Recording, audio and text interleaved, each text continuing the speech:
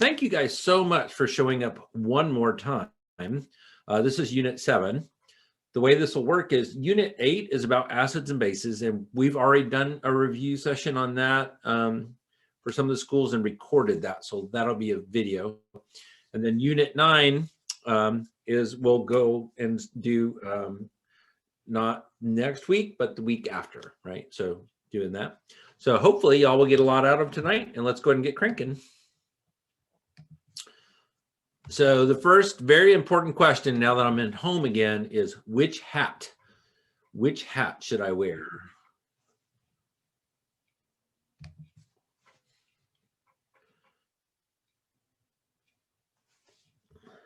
So if you're inside a Pear Deck, you get to vote on which hat I wear. I'm not going to look at it till everyone's voted. I thought this cartoon was very apt because we're coming up towards the end of April, like AP exams getting crazy close. And I know y'all have been under a lot of pressure. So hopefully you will come out like a diamond in the rough, right? So let's see. Let's see what it's going to be. Oh, dead tie between hot dog and crown. So I'll hide the things for a minute. Let you guys vote one more time. It's going to be close, I can tell.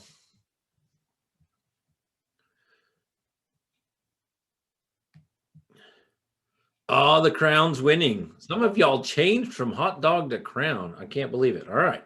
Well, this is not the most important part of things to do. All right. So this is a crown. And I'm sure y'all will love it. So one last time, if you could make sure you change your name to school name and then first name. So Meredith, I'm talking to you. Isaiah, I'm talking to you. Elizabeth, I'm talking to you. Will, Abraham, Ashton, Mason, VJ, Erica, Zachary. If all of y'all could change your name to school name and first name, that'd be great. Thanks. All right. So this is all about equilibrium. So hopefully you've seen general equilibrium before. What is equilibrium? Well, sometimes it's easier to say what is not equilibrium. Equilibrium is not when a chemical reaction stops. So it's not like, oh, equilibrium is when everything kind of settles down and it just is. Well, the reaction is still going on. It's just that the forward reaction is equal to the reverse reaction. So however many products are being formed, the same number of products are turning back into reactants. And you can always tell from a graph where equilibrium is because the line kind of levels out. It reaches this point where it's just kind of steady state. So it's not that the reaction stops. It's just that the two reactions catch up to each other and they just are the same rate pretty much, right? So right where it levels out. Now, in order to mess around with equilibrium, we have to do a couple things. So K, and this is on that reference sheet if you want to check it out, is equal to the products over the reactants.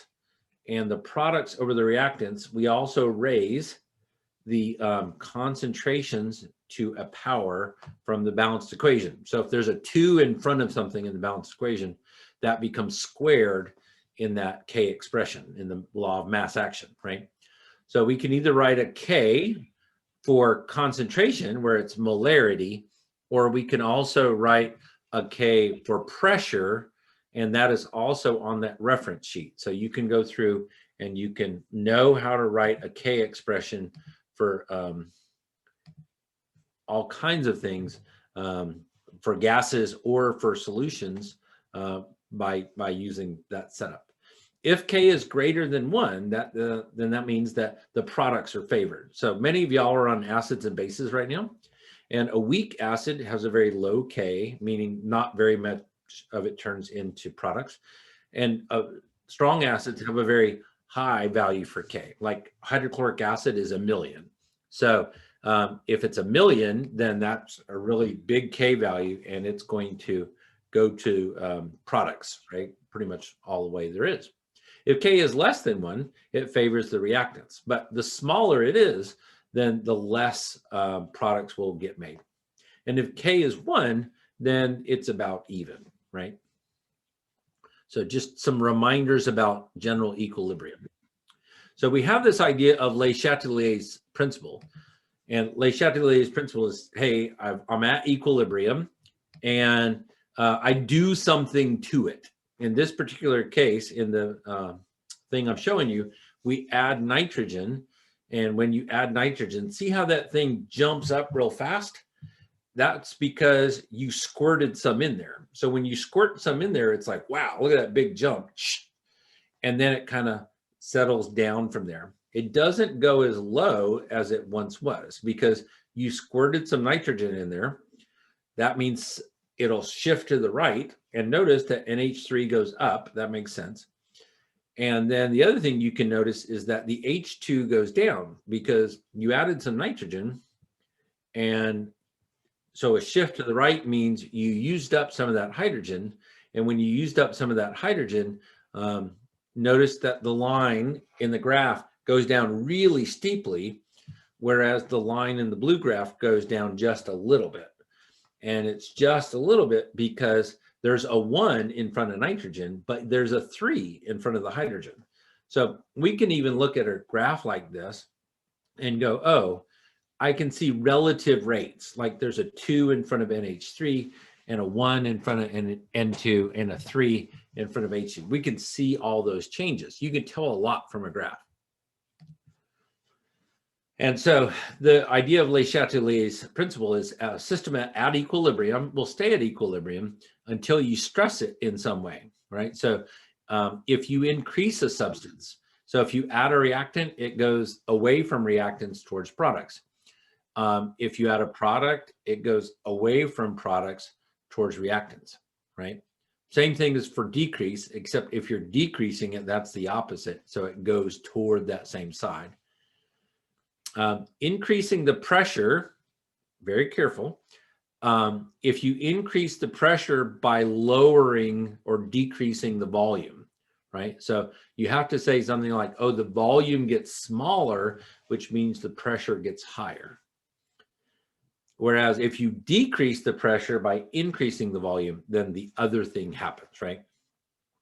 And then you can also change temperature. And if you remember back to what what you learned in Unit 6 about enthalpy, heat can be a product like exothermic stuff, or heat can be a reactant like endothermic stuff.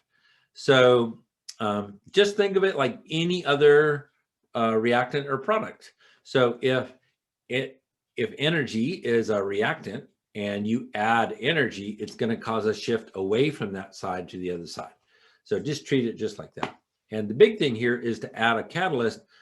No, nothing happens at all to equilibrium because you're just making the reaction happen faster, right? So one very important thing with equilibrium, remember, the only thing that can change the value of big K is a change in temperature, right? Catalyst, increased concentration, decreased concentration, all of those things can't change the value of K. That's why it's called equilibrium constant. So sometimes people will confuse Le Chatelier's principle with K and say, oh, it'll shift to the right and that means K gets bigger. No, K just stays the same. You just upset the equilibrium and it has to do whatever it can to reestablish that equilibrium. The only thing that can change K is a change in temperature. All right, so this is a graph, three graphs, sorry. And what I want you to do is circle the one using Pear Deck that shows chlorine being added, and chlorine is a reactant, chlorine being added, squirted into a container, and which one is the best depiction of what would happen after you added the chlorine. So circle the one that you think is the best depiction of this is a reaction involving chlorine. You squirted some chlorine in, and which one is the best picture of what would happen?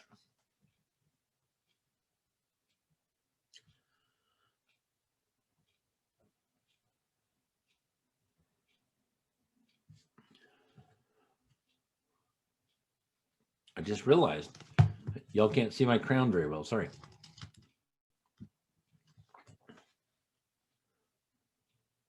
That's better. All right. All right. So let's see what y'all drew. Okay, I got the first one. First one. Hello. First one. Last one.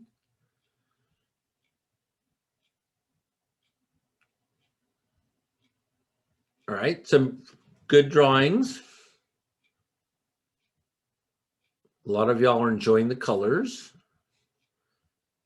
Somebody drew a rainbow. That's a lot of color choices. All right. And the correct answer is the very, very first one, the very, very top one. And that's because when you squirted it in, it should see a rapid increase, right? So you squirt it in there and it would go up a lot. And then as soon as it went up, it would go back down, but not as low as it was before, right? So we see this actually in the atmosphere. Whenever we take carbon dioxide and we release it into the atmosphere, there's a big push of CO2 in the atmosphere. And then we've upset that equilibrium.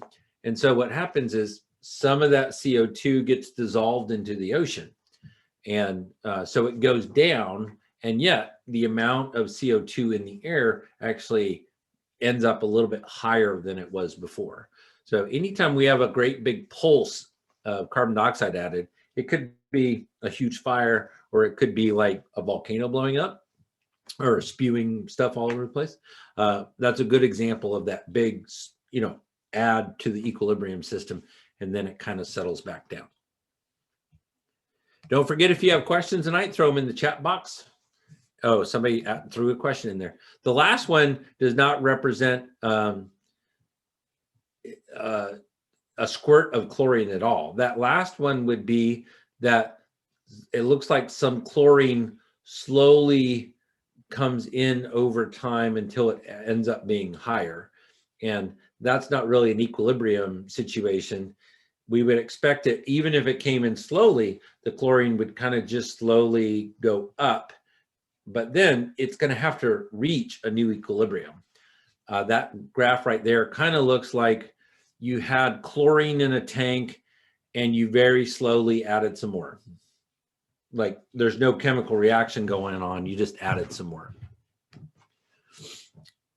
But good questions. OHS VJ, good job. All right, now I want y'all to see the kinds of questions that they ask on the AP exam. So let's kind of break it down a little bit in time. So they give you a balanced equation. There's no reason for you to know what EDTA is, right? It tells you in the written part what EDTA is. And it gives you an equation, and it gives you a value for K. So the first thing you ought to do is realize, okay, I got a balanced equation. I've got a value for K, and it's not just big. It's not just greater than 1. It's actually, what, 7 times 10 to the 7th is like 70 million. It's a huge number. So get that, right? It's 70 million, huge number. Then they tell you add some of this with some of that. And then they say, considering the K for the reaction, determine the concentration of barium EDTA stuff in the 100 mils of solution and justify your answer. So this first part, I'm going to go ahead and let you do some math. So go ahead and give this some thought. And do some math if you want to. So it tells you the molarity of the barium ions, and it gives you the volume, and it gives you the volume and the molarity of the EDTA. So go ahead and take some time and figure out what the concentration of the barium EDTA is in the 100 mils of solution. And remember, K is not just a number here. K is super large. And so you should be thinking about, what does that mean to help me answer the question?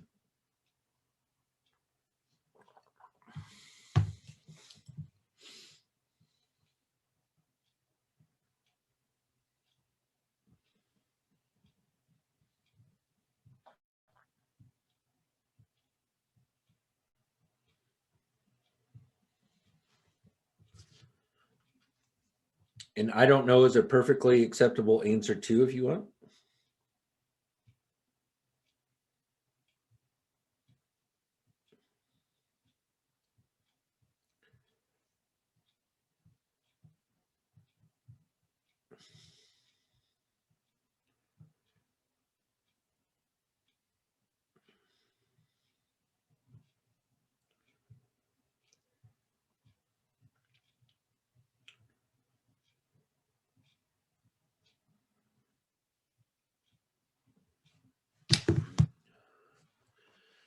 I've got a few responses so far, so good.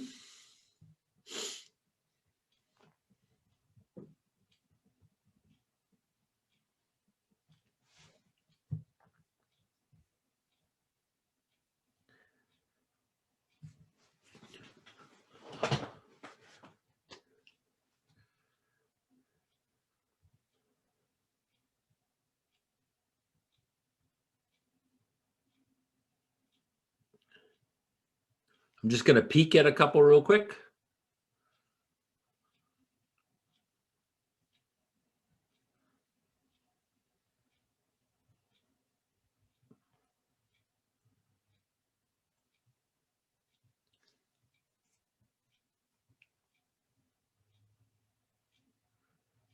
Yes. Okay. I'm not sure, to be honest with you. I don't know. That's fine.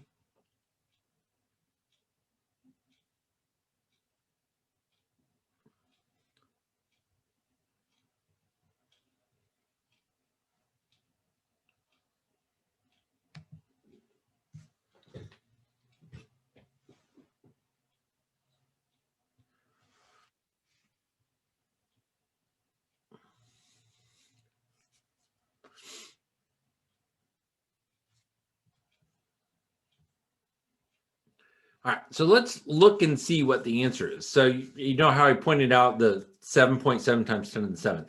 That means that basically this reaction is going to go all the way towards products. It's such a big number that we're going to use up any barium in EDTA that's in there, that will get turned into that complex ion. So the reason why we need to know K is basically it's saying everything that we give it will turn into products, right? So if we look at the way this works out, there's two ways to do the math. One is you can find the number of moles of EDTA and find the number of moles of barium. Totally okay way to do that. And once you've found moles of it, you can figure out which one's limiting, right?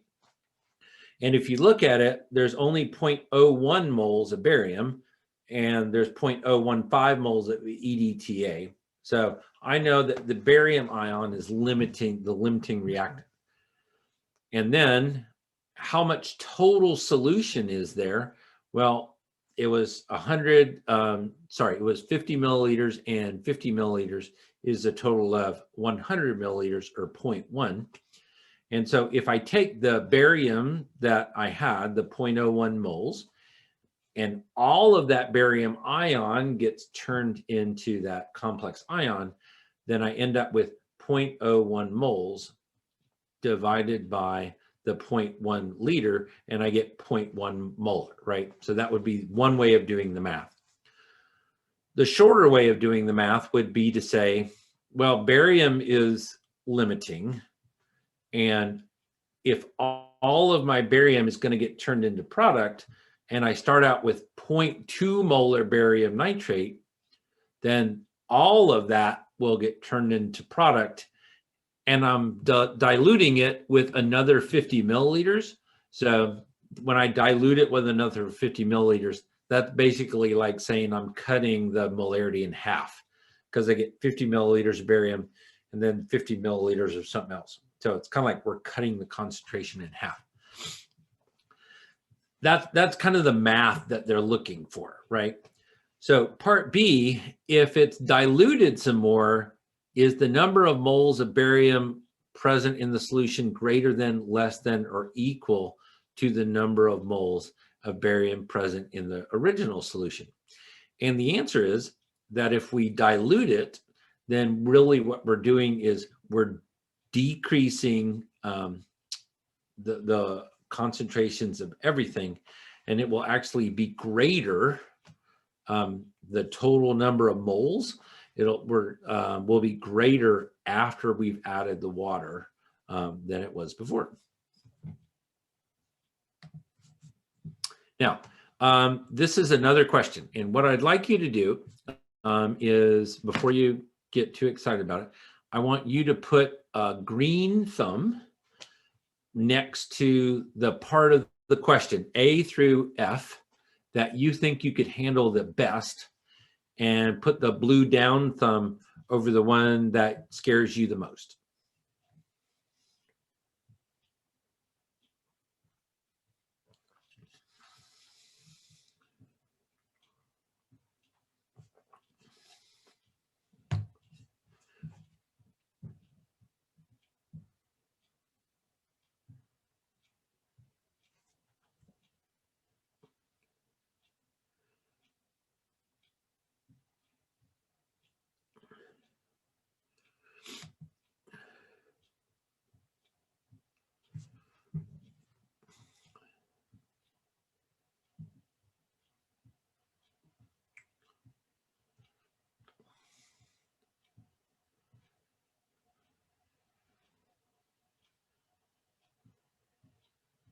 Okay, a lot of really interesting answers.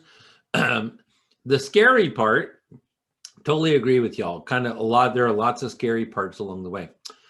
I'm kind of interested that on the basis of molecular structure, identify the isomer that has the highest boiling point. This is a really old question, and so they would expect you to know what 2-methylpropane look like.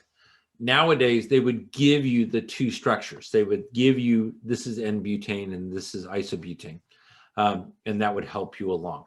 But hopefully y'all feel a little bit better about intermolecular forces and boiling point. But all right, but a lot of y'all feel very strongly about writing the Kc. So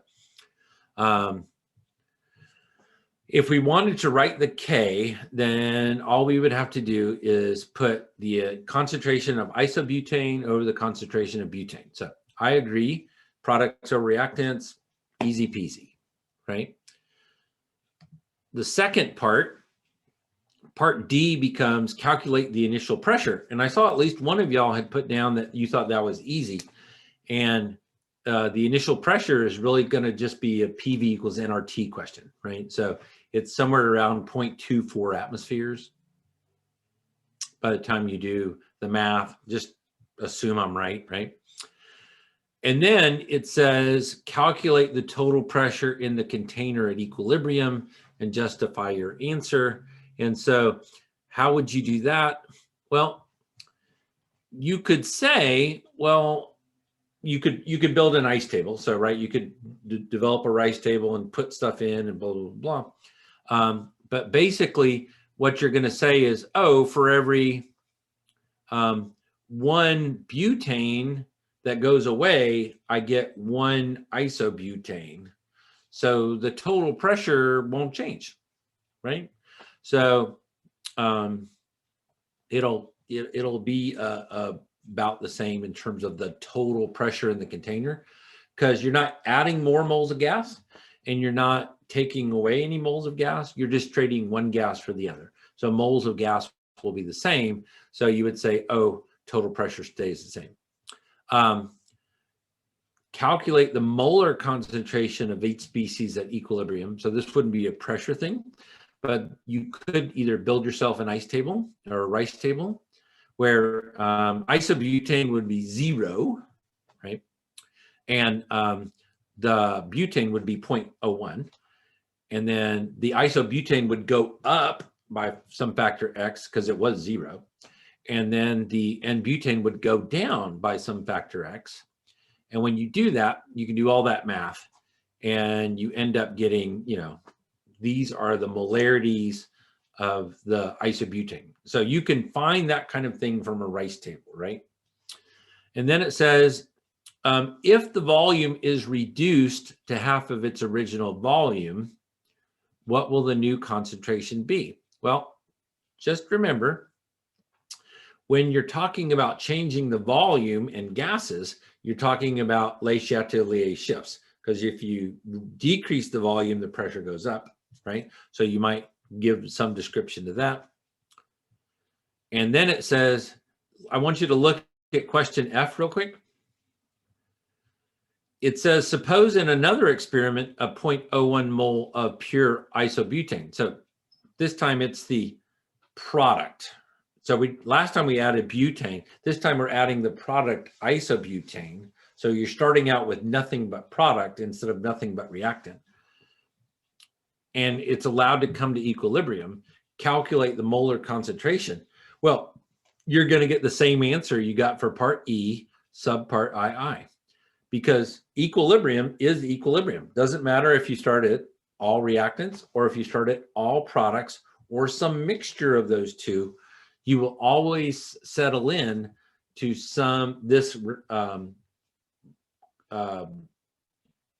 these two values of 0.0071 and 0.003, right? So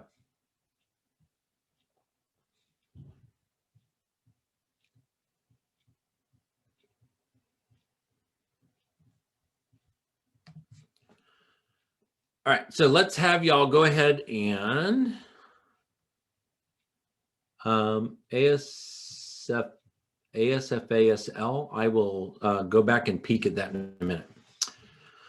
But if y'all could go ahead and take a stab at part A. Go ahead and write the KP expression for the equation given at the top.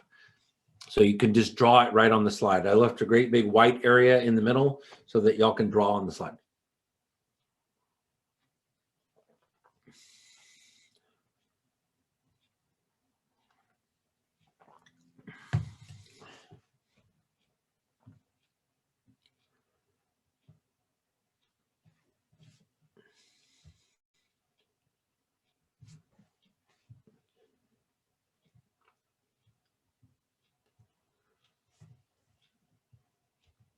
All right, I'm just going to peek at a couple of the responses.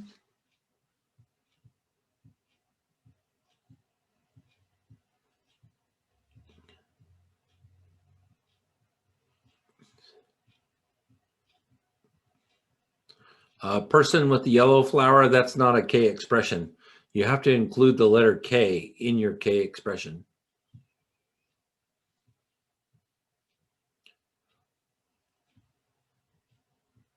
And either your teachers have done an excellent job with y'all, or y'all have seen this question before. Because it's a little bit of a trick question.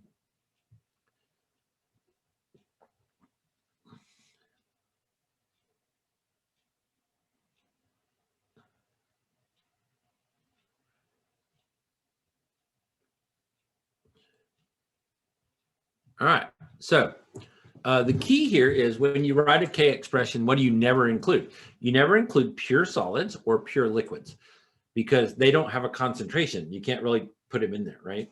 So in a pure solid, obviously doesn't have a pressure because it's a solid, right? So the carbon solid would not be in the equilibrium expression. So for this first part, the Kp is going to be equal to the CO squared, the pressure of the CO squared over the pressure of the CO2. All right, so we'd leave the carbon out of it altogether. So pressure of the CO squared over the pressure of the CO2. Now, let's see if you could take a stab at this. Calculate the number of moles originally placed in the container of the CO2. So see if you have the information in there and see if you can solve for the number of moles placed in the container.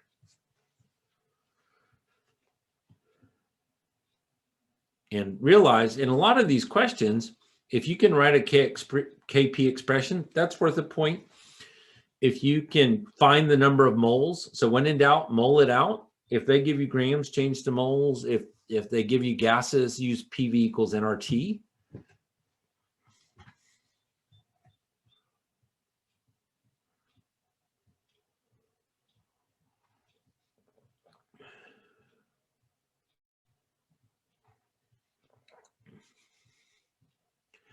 Also, before I've seen them ask questions like, at what time was equilibrium established, right? So how would you know by looking at this data table, when was equilibrium established?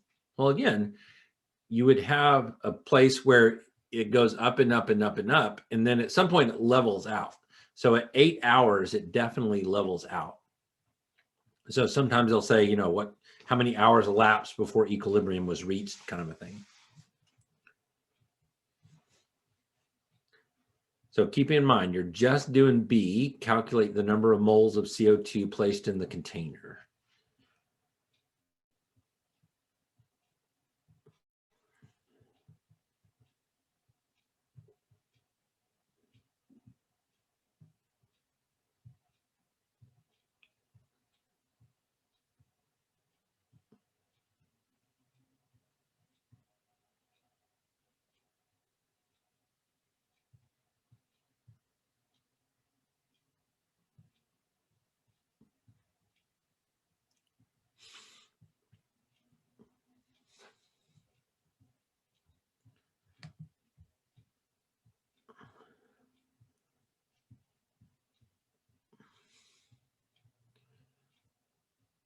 Right? So if you're feeling like you're not real sure what to do, if you look at the very first response that I'm showing on the shared screen, it shows you the setup of using PV equals nRT with the pressure and the volume. Yeah, you are famous. And girls, guys and girls, right? But it's 0.105 moles, right? So you can write an expression, calculate the number of moles placed in the container, and then for the reaction mixture, for the reaction mixture at equilibrium, the partial pressure is 1.63 atms. In other words, it tells you how much is left over. Well, think about the stoichiometry for a second. If you started at 8.37, that's when it's at equilibrium, 8.37 atmospheres, and it goes down to 1.63 atmospheres, that tells you how much of the CO2 got used up. And then you can look at the balanced equation and say, for every 1 CO2 that gets used up, I produce twice as many COs. So while it looks like, maybe there's not quite enough information to answer this question, in truth, there is, because you can do the stoichiometry. And this is what the math kind of looks like. So it's saying it would be 8.37 minus the 1.63. Oh, sorry, that was total pressure. Right, my bad. But you would get 1 point for a setup, and you would get 1 point for a correct answer. So here's what I want you to realize. Even if you wrote your KP expression wrong, so let's say you got that wrong, if you found, okay, here's my KP expression, and here's some numbers that I got, and I plug it into my wrong KP expression, you can still get that point, because notice that it says for the correct answer according to the setup.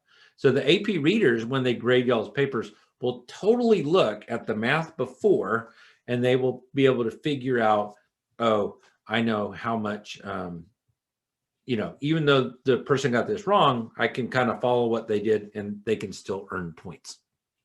So knowing that, if you got 1 point for writing the equilibrium expression in part A, 2 points for calculating the number of moles of CO2, 1 point for part I, and 2 points for part II, how many points do you think you would have earned? So 1 point for the for the KP expression, 2 points for finding the moles, 1 point for setup, and 1 point for finding that right answer. And for part C, there's a total of 3 points. So we're talking about 6 points total. How many points do you think you could have earned for this question? And just enter a number on Pear Deck and let's see what you got.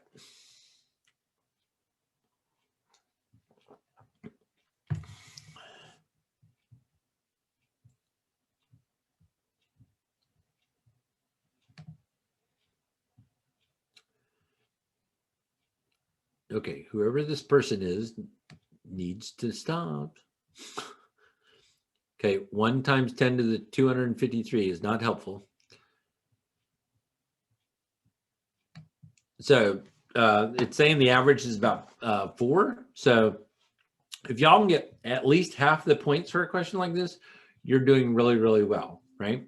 So think about the parts of things you can get better on. It may be understanding the stoichiometry of what's going on, of the total pressure minus the pressure. And it may be using PV equals nRT. Then the question continues, right? So that was how many points so far. If a suitable solid catalyst was placed in it, would the total pressures be greater than, less than, or equal to? So that the first words that you type should be greater than, less than, or equal to. And justify your answer. And then you don't really need to worry about this next part if you don't want to, but you can if you want to.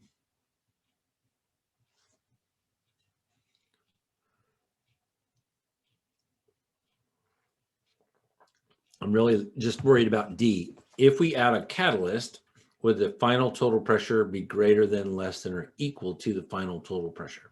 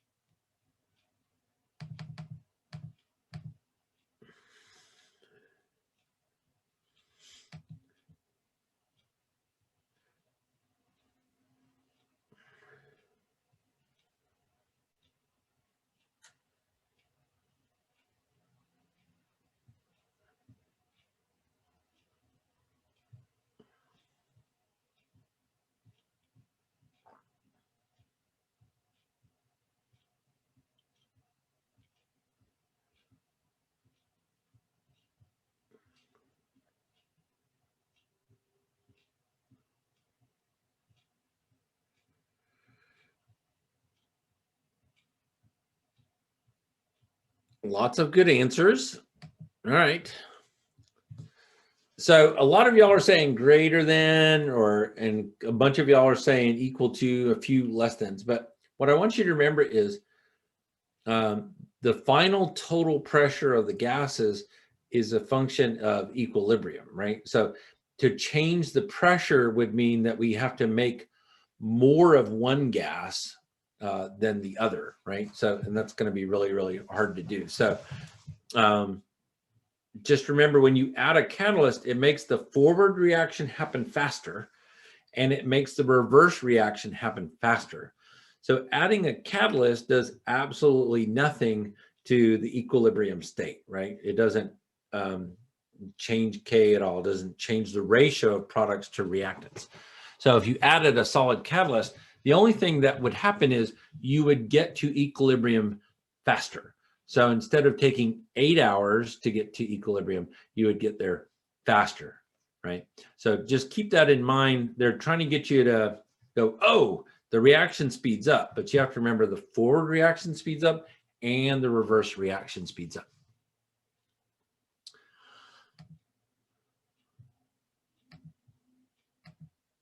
All right, and then this last part is really about what would happen as the system approaches equilibrium. So this is where they gave away the points this year for this question. I just kind of wanted you to see. This last part is really a K versus Q thing. So y'all need to work on going, how do I know when it's asking about Q versus K?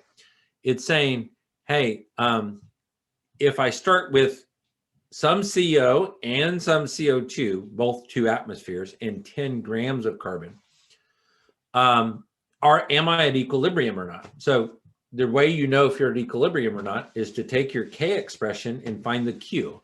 So you plug in your numbers. Since it's 2 atmospheres, it would be 2 atmospheres squared over 2 atmospheres, and 2 squared over 2 is 2, right? And when Q is less than K, that means we're not quite there yet. We're not quite to equilibrium, and it'll shift to the right. And shifting to the right means that we'll get shifting to the right means we'll make more and more products until we do reach equilibrium, right?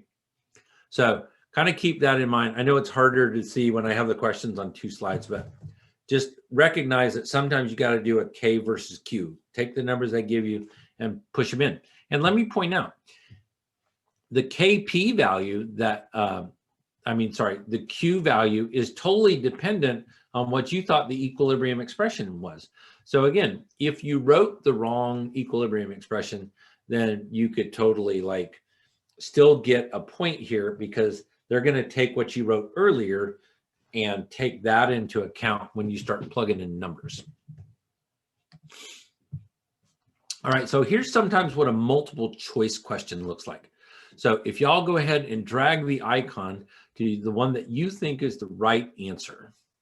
So you would be expected to do this without a calculator though. So try doing it without a calculator.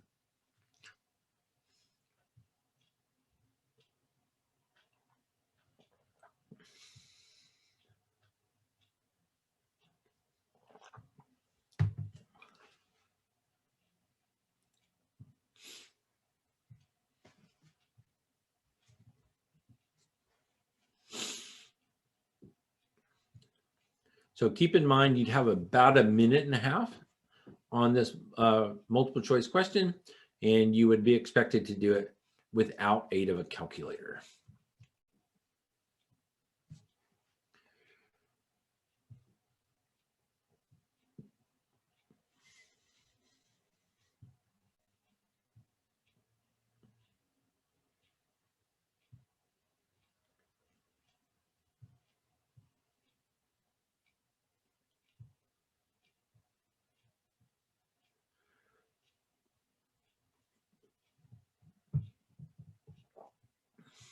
All right, let's see what y'all are putting down. Y'all are kind of all over the place. All right. So let's look and see what the correct answer would have been. So we would plug in 4 for the products, right? Because Z is 4, and we would cube it because there's a 3 in front of it. So it would be 4 cubed. So 4 times 4 times 4 is 64. And then on the bottom, we'd put 2 and we'd square it because X has a 2 by it. And then we would plug in Y, and we wouldn't bring it to any exponent because it's just there. That's why. So 64 over 2 squared times 0.5. So 2 squared is 4 times 0.5 is 2. So what's 64 divided by 2? And the correct answer there was E, 32, right? So if you need to work on mental math, then work on your mental math. Do some more of these practice type questions.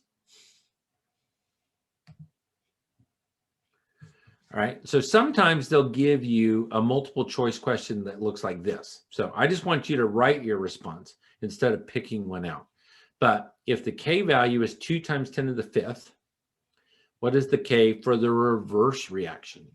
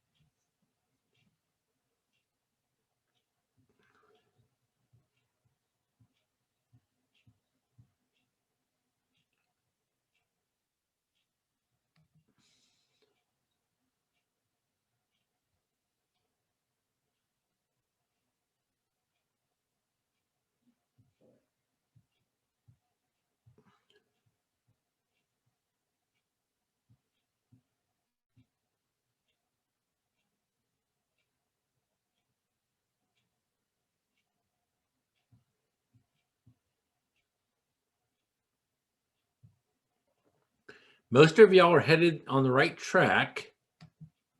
A little bit of error headed that way. So here's the thing. If the forward reaction products over reactants, then when you flip it, the products become reactants and the reactants become products. So really, to find the new K value, the one for the reverse reaction, what we wanted to is take the old K value and find the inverse. So what is 1 over 2 times 10 to the 5th? And so we would put 1 divided by 2 times 10 to the 5th. And that's going to be, I break it down into 2 parts. So it's, that shouldn't be a period right there, by the way. It should be 1/2, which is 0.5, times 10 to the -5th, right? So that's what that's supposed to say, 0.5 times 10 to the -5th. So remember, when you invert an exponent, it makes that exponent negative. It doesn't make the number negative, right? So we don't flip the sign of the entire number. We just flip the sign of the exponent. So it should be 0.5 times 10 to the -5th, or if you rearrange that so it's in the right numerical model, it should be 5 times 10 to the -6th. And trust me when I tell you that in the multiple choice format, -2 times 10 to the 5th was an option. 2 times 10 to the -5th. Some of y'all forgot to flip the 1 over the 2 part. 5 times 10 to the -4th was a choice. They had all the different ways that you could do the math wrong. Trust me that they had that, right? And again, you're expected to be able to do that in your head. All right, so for this one,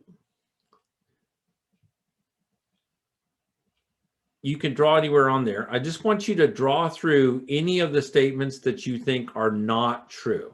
So for example, if you think that letter I is going to be true, don't worry about marking I, just mark through letters I, and I, right? It could be that all 3 are true, in which case you don't need to make any marks.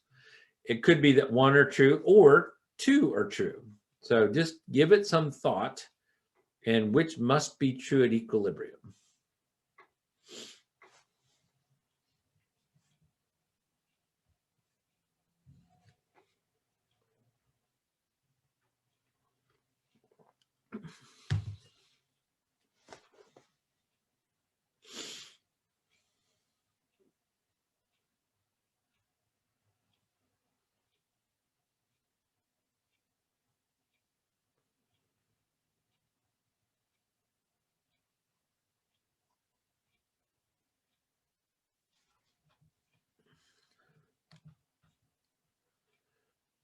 All right, so I'm just going to peek at responses real quick.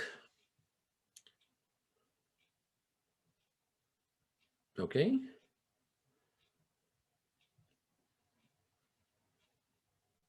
All 3. Well, one of them has to be right.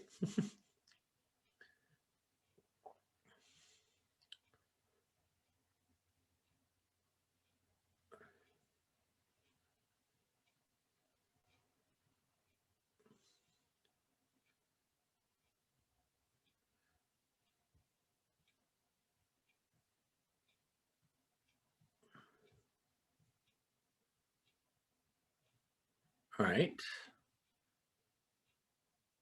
Okay. So interesting choices, right? So let's talk about, because oftentimes in AP, it's easier to get rid of the bad ones, right, than finding the true one, right? So HCl must be less than Cl2, right?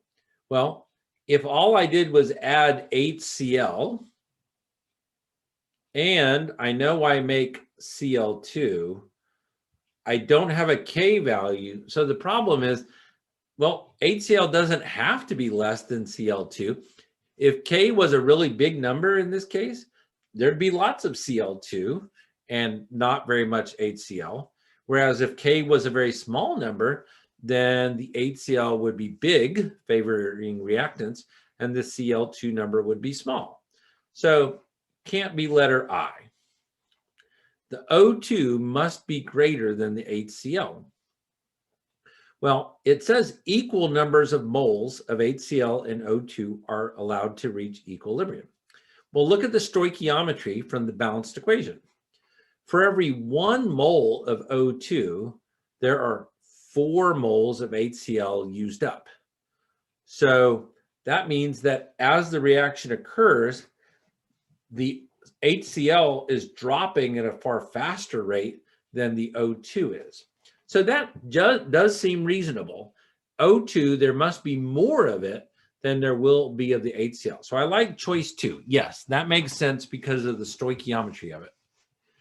The Cl2 must equal to the H2O. Well, first of all, it's really hard to have an H2O concentration, but it's a gas. We'll give them a pass. Well, look at the stoichiometry again. If you start out with absolutely no Cl2 and absolutely no water, then as the reaction proceeds, you'll make 2 moles of Cl2 and 2 moles of water because they both have 2s. So no matter what the equilibrium value is, the amount of chlorine, the Cl2 and the water will always be the same in terms of the concentration, simply because of the stoichiometry of the problem. So which ones must be true at equilibrium would be Roman numeral 2 and Roman numeral 3.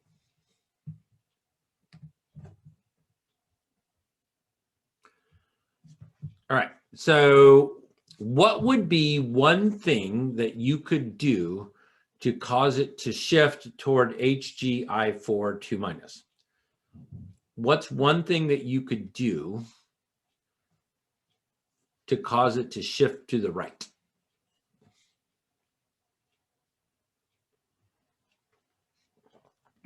Anything you want.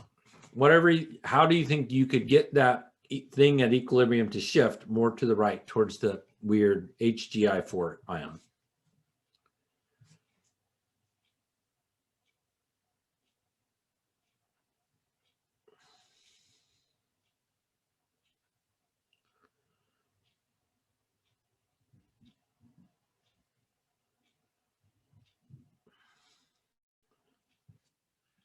I'm just going to peek at some of your answers real quick. Got lots of answers. Add some more OH minus, add some reactants, removing some stuff.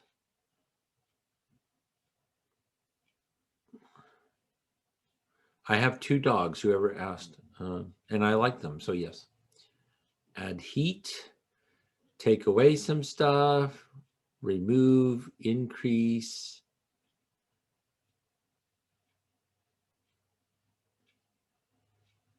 Add another one. Good answer. Add another one what?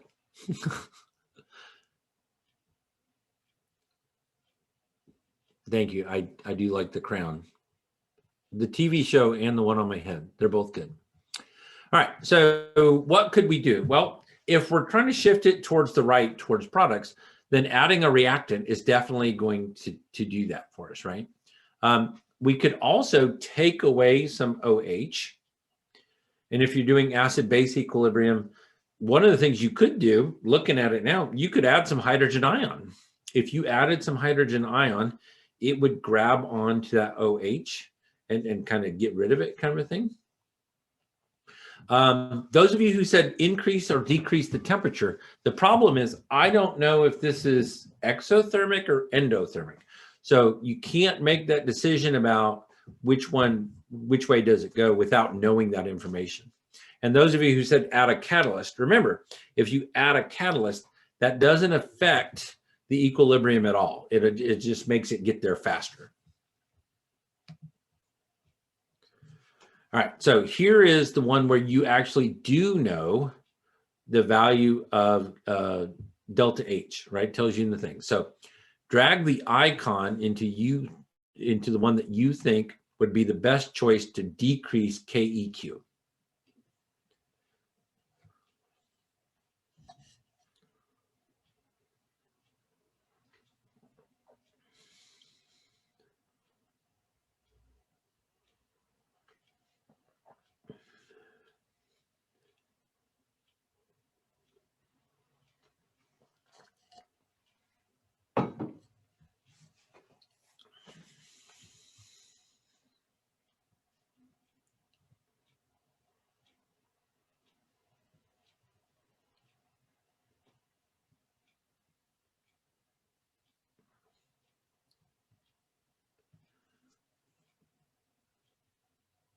All right, let's see.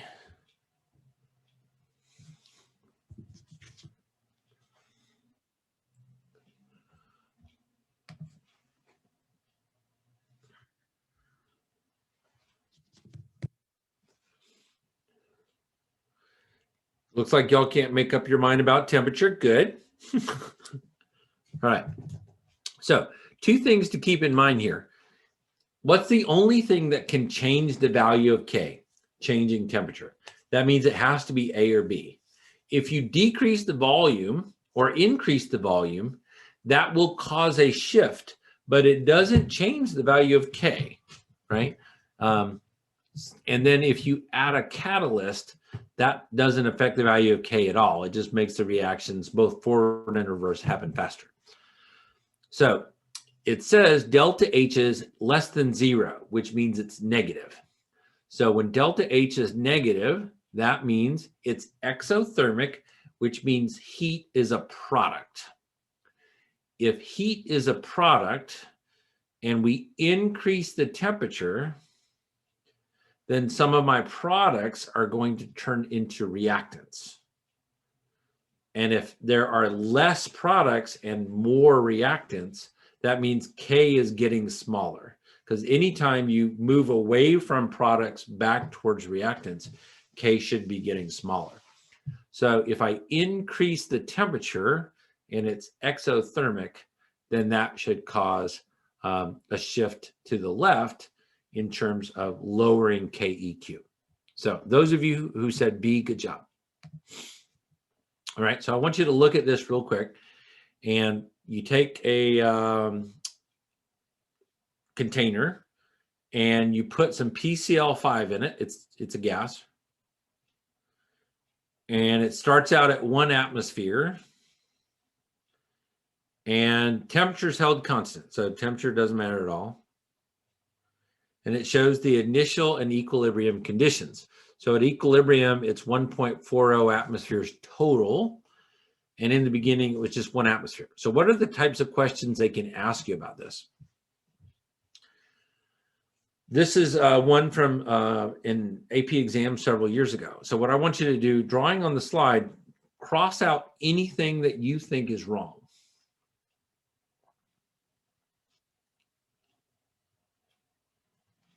And I'll take you back real quick. You start out with nothing but reactant. You start out with only PCl5 and no product whatsoever.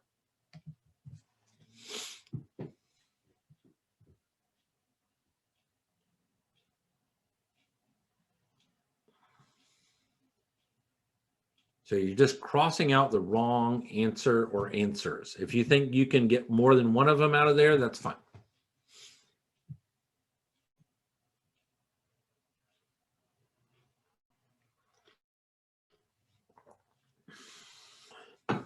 As we're closing in on the end, I just wanted to remind y'all that we won't be here next week, but we will be the following Tuesday, which whatever day that's going to be.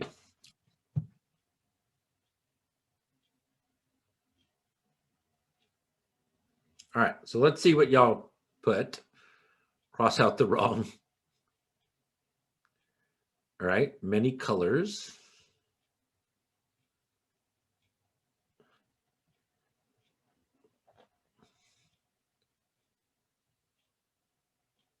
All right. Some of y'all cross out a lot. That's fine. Okay. So let me go down and see the bottom ones.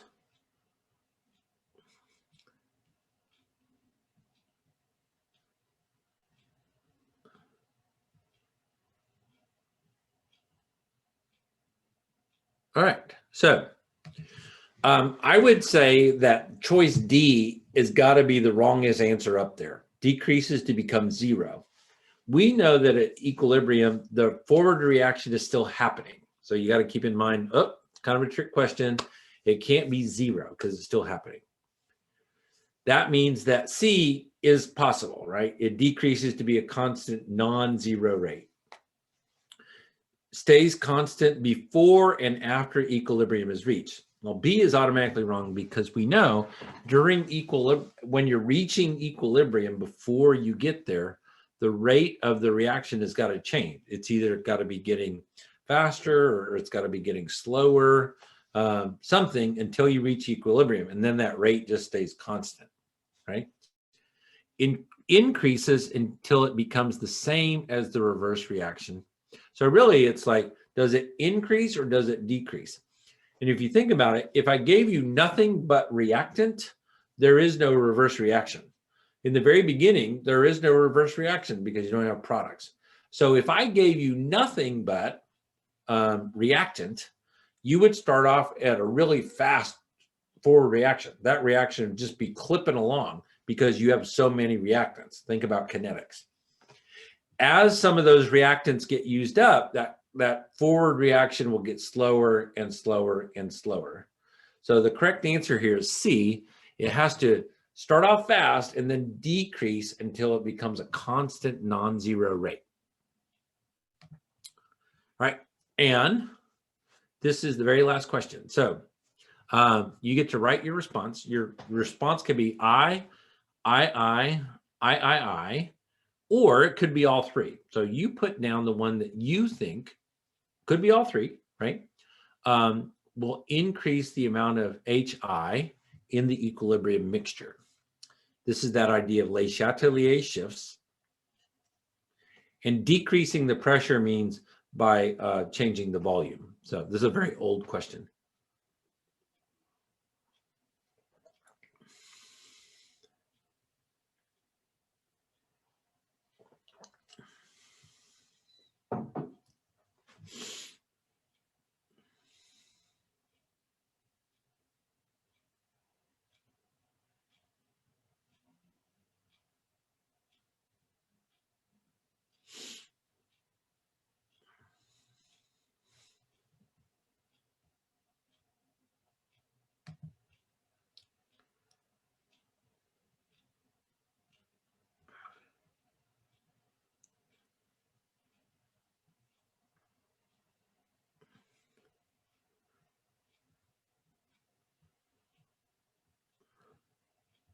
All right, lots of answers. Okay, so let's take them one at a time and then we'll finish up. So if I do Roman numeral 1, adding H2, if I add something, it shifts to the other side, away from that substance. So adding H2 would cause more HI to be made. So yes, that's a good answer.